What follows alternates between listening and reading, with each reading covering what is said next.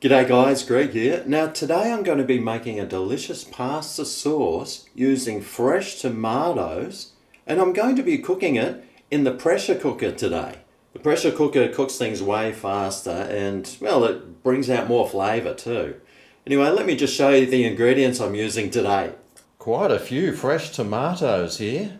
I've also got some garlic, onion, some grated carrot. I've got some bacon and some mince. Soy sauce, Worcestershire sauce, and instead of tomato paste I'll just whack in some tomato sauce.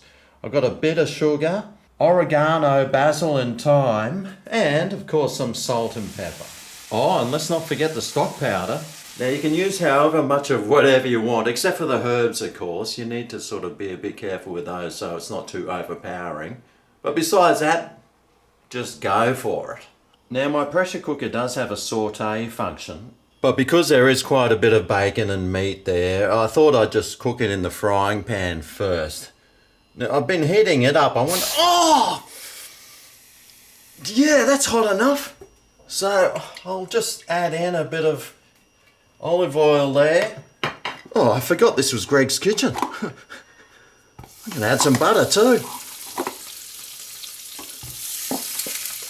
And I'll chuck in the bacon.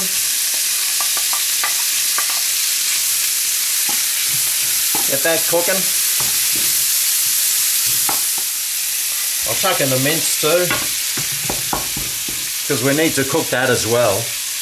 And while that's cooking, I just wanted to cut the tomatoes up just into smaller sections.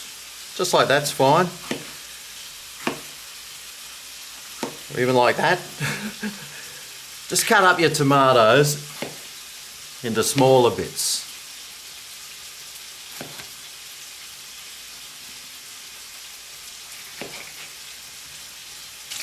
Alright, how's this going?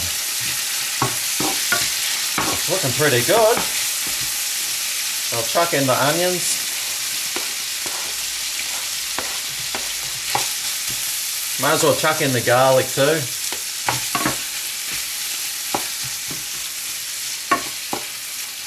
And I'll just give that a few more minutes of cooking. Well, all that's looking nicely cooked, so let's just start throwing this together. So into the pressure cooker I'll add all my meat.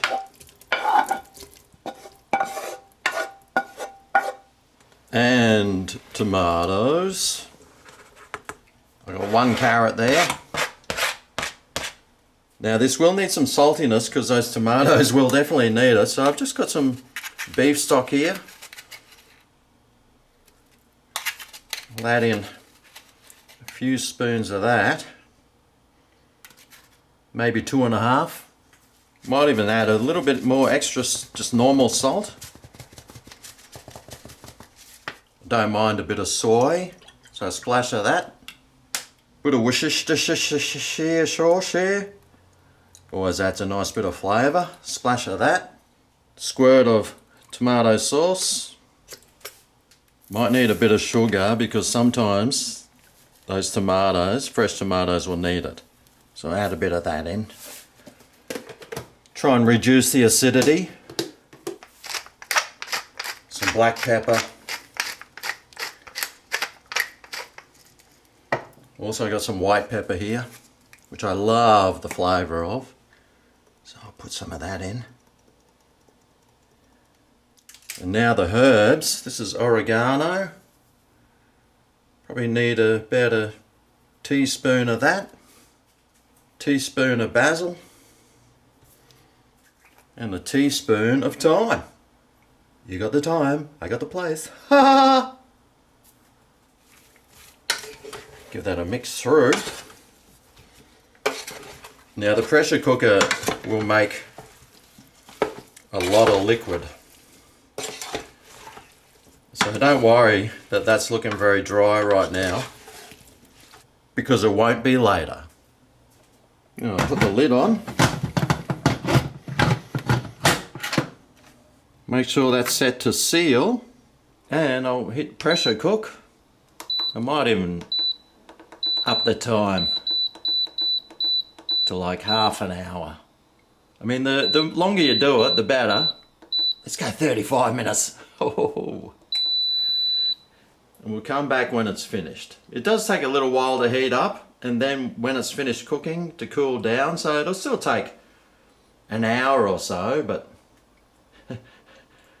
more time for the flavour to infuse.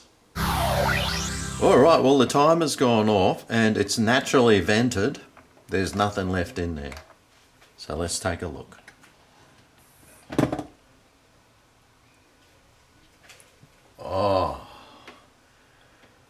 Oh wow. It smells delicious. And just look how saucy it is.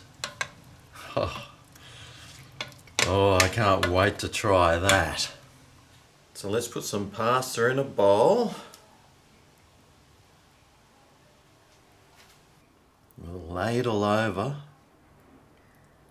some sauce. And let's not forget to add a bit of cheese. All right. Well, let's see how I went today.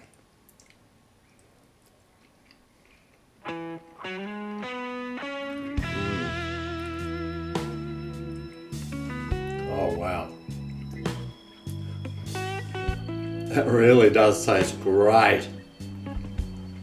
It's just the perfect blend of everything. Perfect herbs, beautiful seasoning flavour. It's not too salty. No, this couldn't have turned out any better. And it's a great way to use up a whole bunch of ripened tomatoes too.